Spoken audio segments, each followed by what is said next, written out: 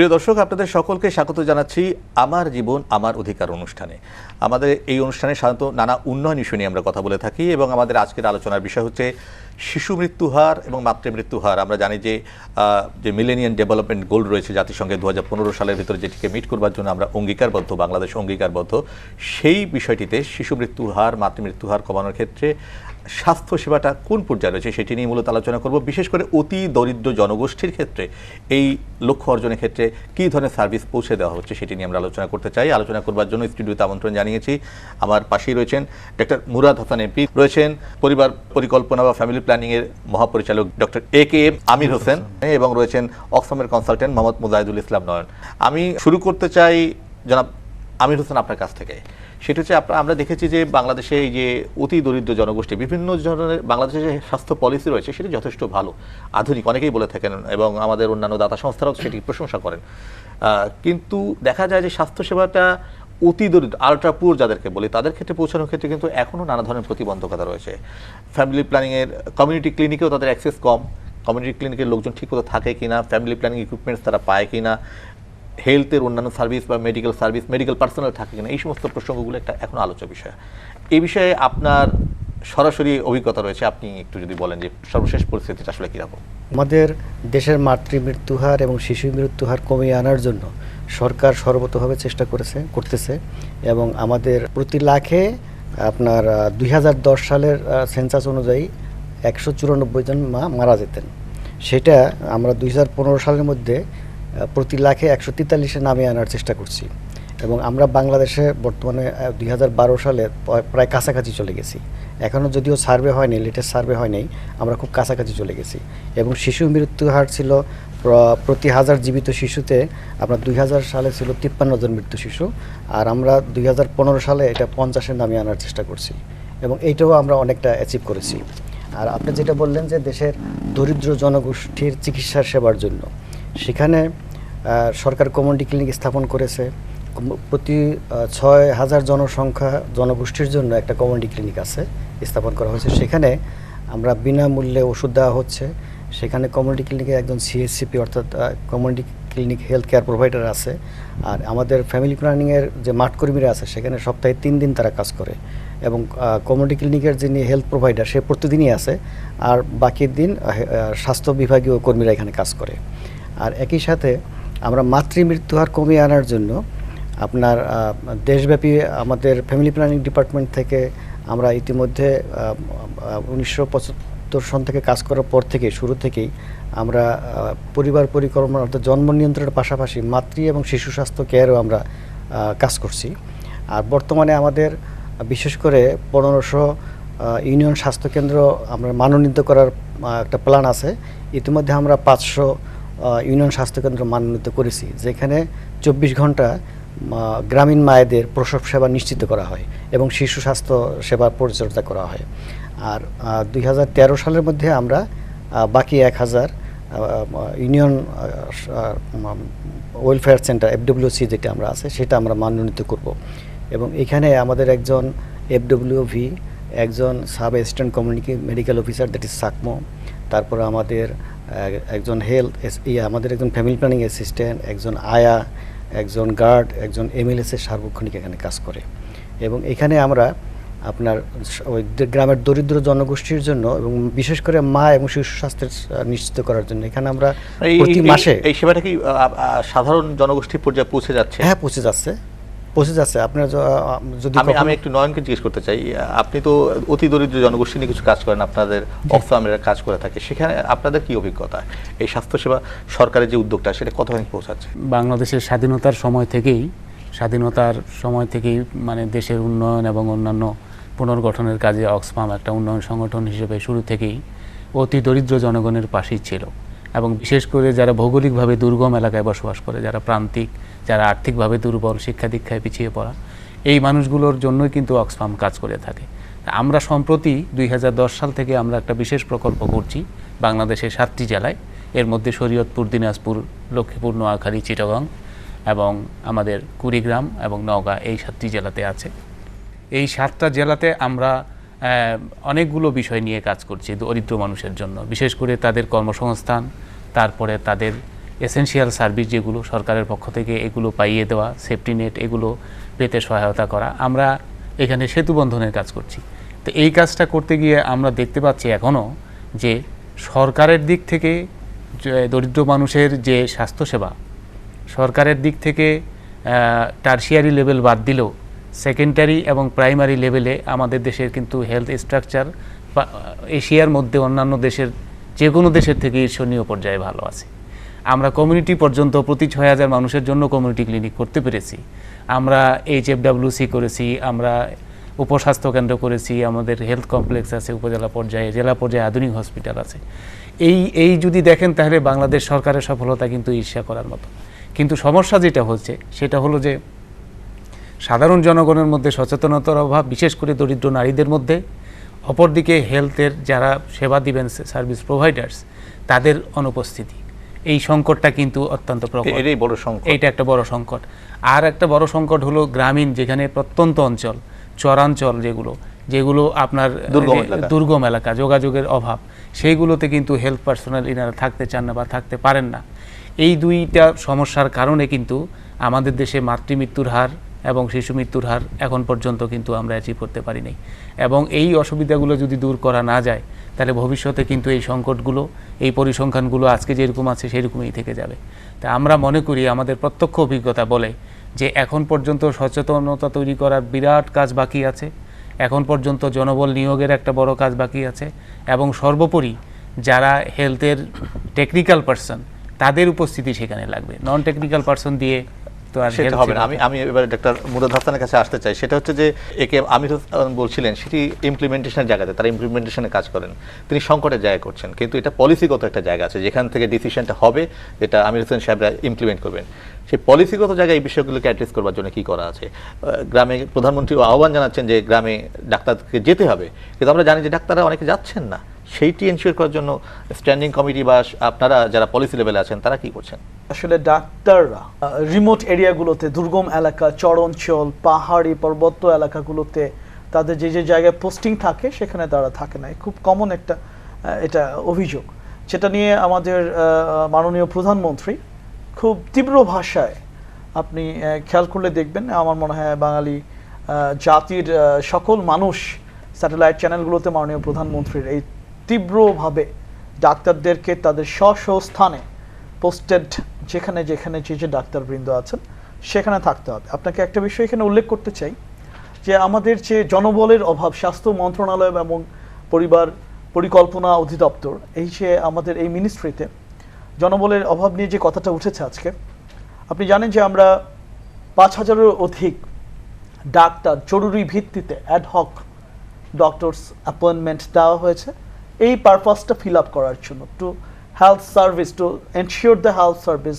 For all kind of peoples. আপনার একেবারে প্রান্তিক পর্যায়ে গ্রামীণ দরিদ্র জনগোষ্ঠীকে স্বাস্থ্যসেবা প্রদান করার আমাদের যে নির্বাচনী ম্যানিফেস্টো ছিল, মাননীয় প্রধানমন্ত্রীর যে প্রতিশ্রুতি ছিল যে স্বাস্থ্যসেবা জনগণের দোরগোড়ায় পৌঁছে দেওয়া, সেই স্বার্থেই কিন্তু এই ডক্টরস নিয়োগটা হয়েছিল। এবং আপনাকে আমি এভাবে বলতে পারি যে আমি 100% বলবো না, তবে এটুকু আমরা জানি যে খুব কঠোরভাবে মনিটরিং স্বাস্থ্যমন্ত্রী মহোদয় থেকে শুরু করে প্রতিমন্ত্রী, সচিব থেকে শুরু করে কনসার্নড অফিসিয়ালস, প্রতিদিন এটা মনিটরিং হয়। এবং আমি নিজে সাক্ষী, আমার সামনে মন্ত্রী মহোদয়, প্রতিমন্ত্রী মহোদয়, সচিব, যে আমি কমপ্লেন পেয়েছি যে অমুক জায়গায়, আপনি জানেন যে সারা বাংলাদেশে 482টা উপজেলা আছে, 482টা উপজেলা স্বাস্থ্য কমপ্লেক্স আছে আমাদের, প্রত্যেকটা জায়গায় মোবাইল, সরকার কর্তৃক প্রদত্ত মোবাইল আছে। সকল স্বাস্থ্য উপজেলা স্বাস্থ্য কমপ্লেক্সগুলো মিনিস্ট্রি কর্তৃক কন্ট্রোলড, এবং প্রতি মুহূর্তে কোন কোন ডাক্তার তার স্থানে থাকতেছেন না, এই নিউজটা কিন্তু প্রতিদিন মনিটরিং করা হয় মিনিস্ট্রি থেকে এবং হেলথ ডাইরেক্টরেট থেকে। এবং ডাক্তাররা তাদের 2 বছরের মধ্যে একেবারে এটা আইন করে স্বাস্থ্য মন্ত্রণালয় আমাদের স্ট্যান্ডিং কমিটির মাধ্যমে এটা প্রণয়ন করা হয়েছে যে 2 বছর স্বস্থান থেকে কোনো ডাক্তার ট্রান্সফার পোস্টিং পাবে না, কোনো কোর্সে যেতে পারবে না, কোনো প্রমোশন না, কিছু পাবে না। আপনাকে এই বিষয়টা একটু জানতে হবে। আমি এবং এই এরা জায়গায় আরেকটু স্বাস্থ্য যুক্ত স্থানে করে আছে। এটা তো হেলথ কমপ্লেক্সের কথা বলো, যেটা উপজেলা ভিত্তিক, হ্যাঁ, ইউনিয়ন বা পর্যায়েও আছে। ইউনিয়ন পর্যায়ে রয়েছে, বিশেষ করে কমিউনিটি ক্লিনিক রয়েছে। ক্লিনিকে যেটা আমি ওনাকে শুরু করেছিলাম সেটা হচ্ছে সেখানে ক্লিনিক আছে, এটা মাঝখানে বন্ধ ছিল বিগত সরকারের সময়, এটা আবার চালু হয়েছে, এটা অত্যন্ত ইতিবাচক ঘটনা এবং মানুষ খুশি। কিন্তু সেখানে পর্যাপ্ত পরিমাণে ধরেন কন্ট্রাসেপটিভ নাই, মেডিসিন নাই, মেডিকেল পার্সোনালরা এখনো থাকছেন না, সেটার ব্যাপারে আপনারা কি ভাবছেন?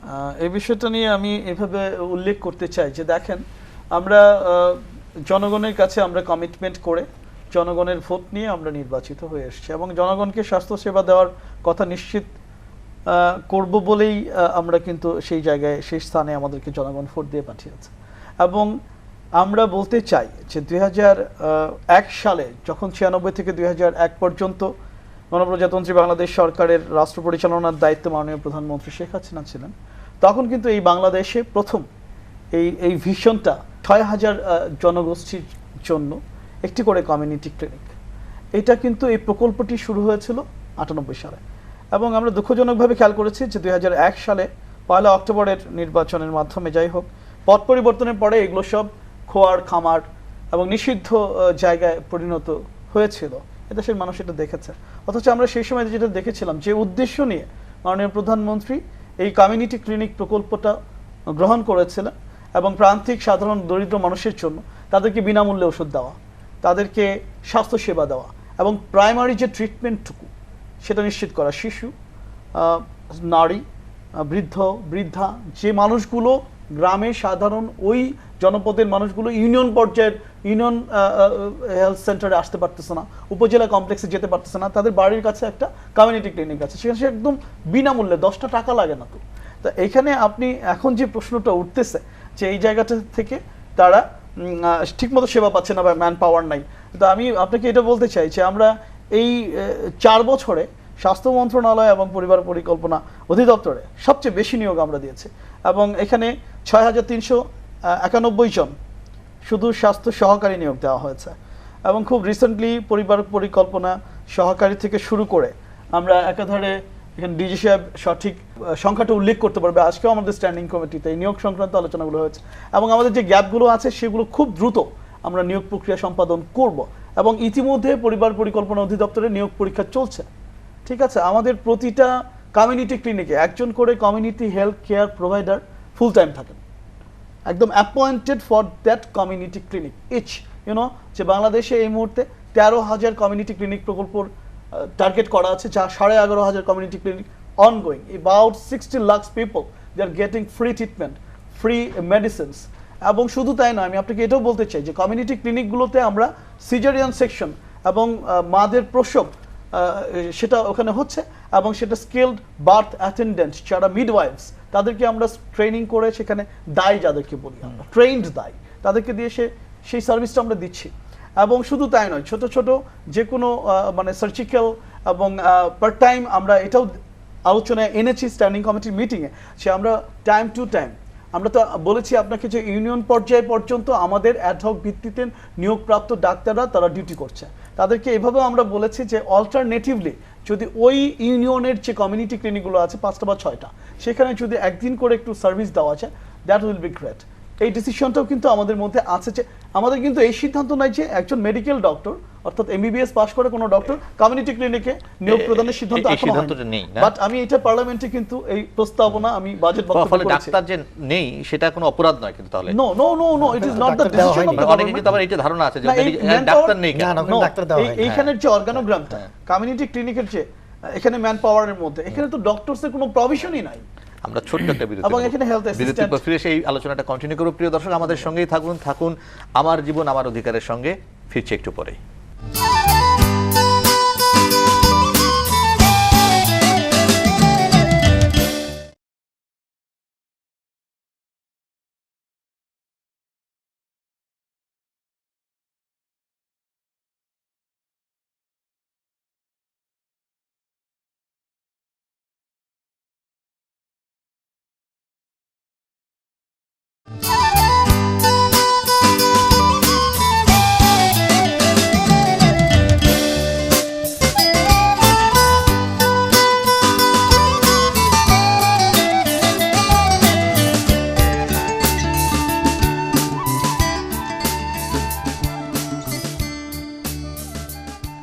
দর্শক, আপনাদেরকে আবারও স্বাগত জানাচ্ছি আমার জীবন আমার অধিকার অনুষ্ঠানে। আমরা কথা বলছিলাম মাতৃমৃত্যু এবং শিশু মৃত্যু হার কমানো এবং স্বাস্থ্য সেবার অন্যান্য প্রসঙ্গ নিয়ে। আমাদের সঙ্গে কথা বলছিলেন ডাক্তার মুরাদ হাসান এমপি, একে আমির হোসেন, তিনি পরিবার পরিকল্পনা বিভাগের মহাপরিচালক, এবং মোহাম্মদ মুজাহিদুল ইসলাম নয়ন, অক্সফামের কনসালটেন্ট।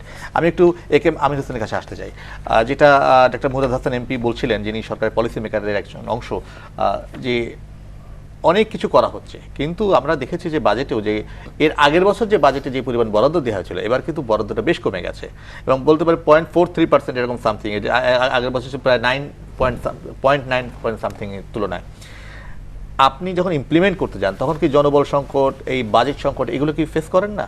মনে হয় না যে এখানে আরো বরাদ্দ বাড়ানো দরকার, বাজেট বাড়ানো দরকার? বরাদ্দ বাড়ানো দরকার, সেটা আমি দ্বিমত করবো না। বরাদ্দ বাড়াতে পারলে তো কাজের ভলিউমটা বাড়ানো যায়। কাজে বরাদ্দ বাড়ানো অবশ্যই সেটা আমরা চাইবো, সেটা আমরা অবশ্যই চাইবো, কিন্তু অন্যান্য ডিপার্টমেন্টের সাথে সামঞ্জস্য রেখে তো আমাদের চলতে হবে, এবং সব ডিপার্টমেন্টগুলো তো সরকারকে চালাতে হবে, কারণ সাথে সামঞ্জস্য রেখে বাজেটটা দিতে হবে। তাহলে কি এখন যে অবস্থা আছে তা দিয়ে কি এই অতি দরিদ্র জনগোষ্ঠী, মানে প্রান্তিক জনগোষ্ঠীর কাছে কি স্বাস্থ্যসেবা পৌঁছে দেওয়া সম্ভব হচ্ছে? পৌঁছে দেওয়া সম্ভব, খুবই সম্ভব।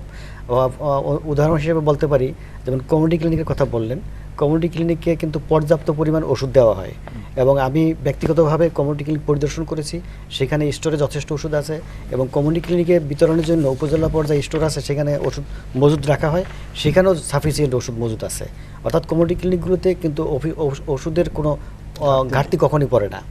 আর যেটা আপনি বলছিলেন যে কিছু কিছু ঘাটতির কথা বলছিলেন, সেই ঘাটতিগুলি পড়ে না। তবে আমাদের কিছু হার্ড টু রিচ এরিয়া আছে, যেমন হাওর অঞ্চল, দুর্গম পাহাড়ি এলাকা ইত্যাদি।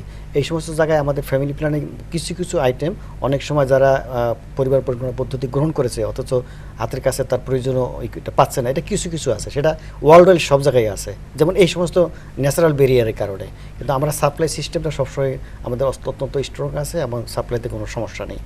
আর ফ্যামিলি প্ল্যানিং এর ক্ষেত্রে কি এই যে রেশিওটা আগের তুলনায় তো একটু বেড়ে গেছে, প্রজনন হার বেড়ে গেছে, এটা কি মনে হয় না আপনার? না না না, আমাদের লোক সংখ্যা তো বাড়ছেই, লোক সংখ্যা বাড়ছে, সেটা কি গত 10 বছর কি একই হারে আছে? গত 10 বছর থেকে কমছে জনসংখ্যা, মানে বৃদ্ধির হারটা কমছে। বর্তমানে আমাদের 2010-এর সেন্সাস অনুযায়ী, আমাদের বিডিএস এর সেন্সাস অনুযায়ী ছিল 2.3 পার মহিলা। প্রত্যেক মহিলার বিপরীতে সন্তান সংখ্যা হলো 2.3। এটা আমাদের MDG 4-এ 2015-তে আমাদের এটা টার্গেট হলো 2.0-তে নেওয়া। প্রতি মহিলা পিছু 2 জন সন্তান থাকবে, অর্থাৎ রিপ্লেসমেন্ট লেভেল। মানে একটা দম্পতি স্বামী স্ত্রী তারা 2টা সন্তান রাখবে গড়ে, এবং সেটা 2015 সালে এটা আমরা টার্গেট রাখেছি, এটা আমরা অর্জন করব। কিন্তু আমরা বর্তমানে, যদিও সেন্সাস হয়নি, আমাদের ধারণা এটা বর্তমানে 2.2-তে আছে, এবং আমরা 2000 প্রবলেম তো থাকছে বস্তিতে, হাওরে। না, এখানে 2015-এর পূর্বেই আমাদের টার্গেট হলো 2.0-তে যাওয়া, কিন্তু 2015-এর আগেই আমরা এই টার্গেটে পৌঁছতে পারবো বলে আমরা দৃঢ় বিশ্বাসী। আপনি দৃঢ় বিশ্বাসী? দৃঢ় বিশ্বাসী। এবং এই যে আগে যে হেলথ ফ্যামিলি প্ল্যান যে বাড়ি বাড়ি পৌঁছে দেওয়া যে ছিল, কন্ট্রাসেপটিভ পৌঁছে দেওয়া যে সার্ভিসগুলো ছিল, এগুলো তো এখন আর বন্ধ হয়ে গেছে, কিন্তু তারা কিভাবে এগিয়ে চালু আছে কি? এটা আমাদের চালু আছে, তবে একটা জিনিস আপনাকে খেয়াল রাখতে হবে, পরিবার পরিকল্পনা কার্যক্রম যখন আমাদের দেশে প্রথম শুরু হয়, তখন ছিল এটা বিশেষ করে মানুষের মোটিভেশনাল পর্যায়ে, মানুষকে বোঝাতে হবে, মানুষকে জানাতে হবে। এখন সেই মোটিভেশনাল পর্যায়টা নেই, মোটিভেশনটা দেখা যাচ্ছে অ্যাওয়ারনেসটা মানুষের ডেভেলপ হয়ে গেছে। এখন সবাই জানে পরিবার পরিকল্পনা পদ্ধতি কি কি চালু আছে, এটা কোনো সক্ষম দম্পতি জানে না, এরকম কোনো পরিবার মধ্যে বাংলাদেশ বর্তমানে খুঁজে পাওয়া যাবে না। অর্থাৎ আমাদের অ্যাওয়ারনেসটা, ইনফরমেশন, মেসেজটা আমরা পৌঁছাতে পেরেছি। এখন যার যার প্রয়োজনীয় সে খুঁজে নিচ্ছে, দোকান থেকে কিনে নিচ্ছে, মার্কেটে অ্যাভেলেবল। আমাদের কর্মীরাও তাদের প্রয়োজন মতো পৌঁছে দিচ্ছে, এবং কেউ পরামর্শ চাইলে দিচ্ছে। আমি একটু নয়নের কাছে আসতে চাই। নয়ন, এই ব্যাপারে আপনার কি অভিমত, যে 2015-এর ভিতরে যে টার্গেট, এটি কি অর্জন হবে বলে মনে হয়? বিশেষ করে যে সমস্ত অঞ্চলে আপনারা কাজ করেন, সেখানকার মানুষের কাছে কি পরিবার পরিকল্পনা সেবাটা কি পারফেক্টলি পৌঁছাচ্ছে? হ্যাঁ, আমি মনে করি যে এটা সরকারের সদিচ্ছা থাকলে অবশ্যই এটা অর্জন করা সম্ভব, এই অর্থেই বলছি। কিন্তু যে সমস্ত অঞ্চলে আমরা কাজ করি, এই অঞ্চলগুলো তো অপেক্ষাকৃত দুর্গম, চর এবং হাওর এলাকা। এই এলাকাগুলোতে কমিউনিকেশনের একটা দুর্গমতা থাকার কারণে সার্ভিস প্রোভাইডাররা যেতে অসুবিধা, কারণ সার্ভিস প্রোভাইডারদের হার্ড টু রিচ তেমন কোনো বেনিফিট নেই। তারপরে যারা পোর্টার, তাদের জন্য অসুবিধা আছে, এবং ওইখানে যেহেতু সচেতনতার প্রোগ্রামগুলো তেমনভাবে যায় না, যার কারণে মানুষ যে 100% সচেতন তাও কিন্তু না। ওইখানে সচেতনতার মাত্রাটা কিন্তু অপেক্ষাকৃত কম, এটা ফ্যাক্ট, এটা আমাদের স্বীকার করতেই হবে। এছাড়াও আমি মনে করি যে সরকার যদি চায়, বিশেষ করে আমাদের কাজের অভিজ্ঞতা থেকে আমরা বলছি গত বছর শরীয়তপুরে আমরা একটা জরিপ করেছিলাম ইউনিয়ন উপজেলা পর্যায়ে, এবং সেখানে আমরা দেখেছিলাম যে হেলথ সেন্টারগুলোতে সার্ভিস প্রোভাইডারের উপস্থিতি নিতান্তই নগণ্য, কিন্তু ওখানকার মানুষের এই চাহিদাটা আছে। তো এই সবগুলো মিলিয়ে আমরা যখন জেলা পর্যায়ে একটা গোলটেবিল বৈঠক করলাম, এবং সেখানে ওই জেলার 2 জন মাননীয় সাংসদ উপস্থিত ছিলেন, তাদের কমিটমেন্টের কারণে কিন্তু এখন সবগুলো কমিউনিটি ক্লিনিক এবং অন্যান্য হেলথ সেন্টারগুলো কিন্তু চালু আছে। আমাদের প্রকল্পের আওতা থেকে কিন্তু আমরা সেগুলি ফলো আপ করছি এবং দেখছি মানুষ কিন্তু সেবা পাচ্ছে। তো সরকার যদি চায় এবং সরকারের কাছে যদি এই তথ্যগুলো তুলে ধরা যায় যে অমুক জায়গাতে সেবা নেই, অমুক জায়গাতে অমুক সেবা আপনি পাচ্ছে বলছেন না, পলিটিক্যাল কমিটমেন্টে একটা বড় ফ্যাক্টর। ডেফিনেটলি পলিটিক্যাল কমিটমেন্ট ছাড়া আমাদের দেশে আমরা তো এটা করতে পারবো আমি না। তাহলে ডক্টর মুরাদ হাসান এমপির কাছে আসতে হবে। সে পলিটিক্যাল কমিটমেন্টের কথা আসলে আপনার কাছে আসা ছাড়া আমার এই মুহূর্তে কোনো পথ নেই, কারণ আপনি আমাদের সামনে আছেন পলিটিক্যাল প্রতিনিধি। সেটি হচ্ছে যে পলিটিক্যাল কমিটমেন্টের কিন্তু একটা বহিঃপ্রকাশ কিন্তু বাজেট, সেখানে বরাদ্দ। আর অন দ্য আদার হ্যান্ড এই যে দলগতভাবে যে দল আপনি রিপ্রেজেন্ট করেন বা অন্যান্য যে রাজনৈতিক দল, তাদের ভেতরে মানে মূল রাজনৈতিক কর্মসূচির অংশ হিসেবে জনসংখ্যাকে স্বাস্থ্যসেবা দেওয়া, ভালো জীবনযাপনের সে বিষয়, সেই জায়গাতে বাংলাদেশ আওয়ামী লীগ আপনি যে দলের প্রতিনিধিত্ব করেন বা সরকার যারা এখন ক্ষমতা আছেন মহাজোটের, তাদের কি অবস্থা, সেই কমিটমেন্টের জায়গাটা কি? এখানে একটা বিষয়, কারণ আপনারা সাফল্যের কথা বলেছেন, সেটি একটা ধারাবাহিকতারই অংশ কিন্তু।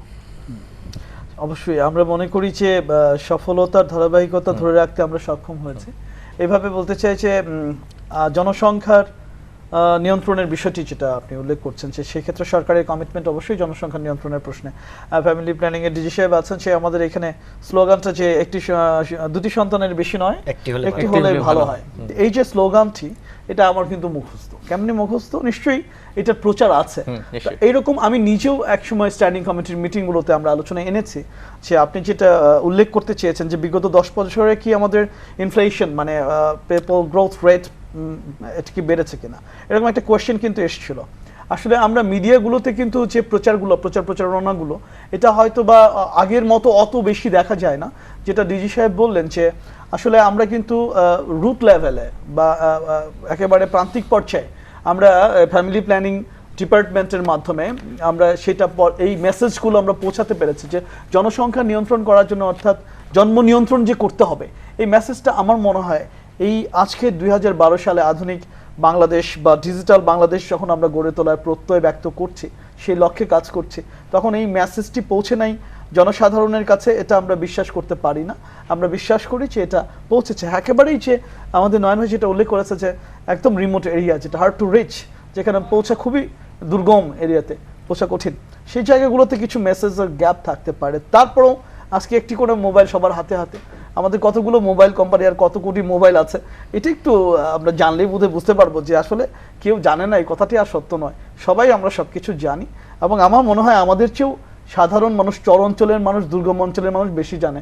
এবং আজকে আপনি ওই সৌরবিদ্যুৎ চালিয়ে ওইখানে স্যাটেলাইট চ্যানেল দেখে, চরের দুর্গম এরিয়াতে, আমার নির্বাচনী এলাকার 3 ভাগের 2 ভাগে চর, ওই নদী পার হয়ে আমি যখন চরে যাই, আমরা কারেন্ট পৌঁছাতে পারি না, সৌরবিদ্যুৎ দিয়ে রাতের বেলা সব হোটেলে হোটেলে মানুষের ভিড়, তারা আমাদের কথা শুনতে চায় না। স্যাটেলাইট এমপি সাহেব আসছে, ভালো কথা, আসসালামু আলাইকুম, বসেন আমাদের সঙ্গে চা খান, আর আমরা টেলিভিশন দেখতেছি, বসেন।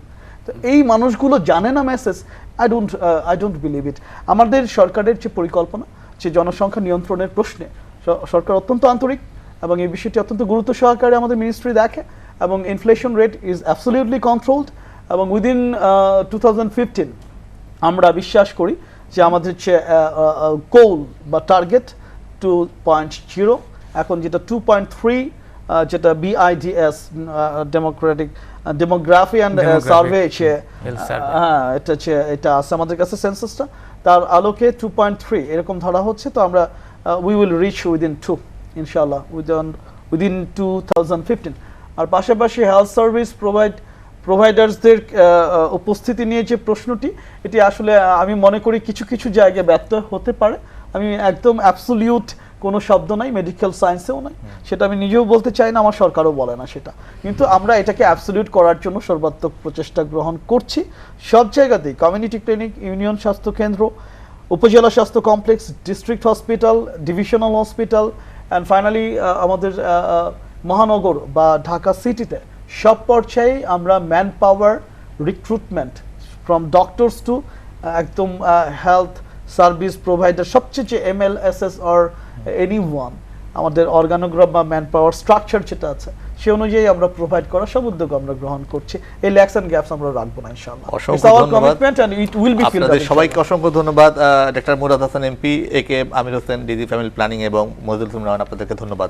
আলোচনার ভেতর দিয়ে একটা বিষয় আপনারা স্পষ্ট করেছেন যে বাংলাদেশের স্বাস্থ্যসেবা খাত নিয়ে যেটি লয়ন বলেছিলেন যে এটা নিয়ে ঈর্ষণীয় পর্যায়ে একটা আছে, ইনফ্রাস্ট্রাকচার যে আছে, সমস্যা রয়েছে, কিছু ছোট ছোট গ্যাপ রয়ে গেছে, সেই গ্যাপগুলো ফিল আপ করার দরকার। তার জন্য একটা রাজনৈতিক কমিটমেন্ট দরকার, যেটা মুরাদ হাসান বলেন কমিটমেন্টটা আছে, হয়তো কিছু অল্প সময়ের ব্যবধানে এটি হয়তো পূরণ করা সম্ভব হবে। এবং এমডিজির যে গোল 2015 সালের ভিতরে যে লক্ষ্যমাত্রা পূরণ করা, শিশু মৃত্যু হার কমানো, মাতৃমৃত্যু, সেটি হয়তো অর্জন করা সম্ভব হবে। হয়তো আমরা প্রত্যাশা করবো কোনো এক সময় এই লক্ষ্য অর্জিত হলে আমাদের প্রধানমন্ত্রী আবারও জাতিসংঘে গিয়ে তিনি সাফল্যের স্বীকৃতি নিয়ে আসবেন, এটা আমাদের দেশের তরফ থেকে তিনি যাবেন।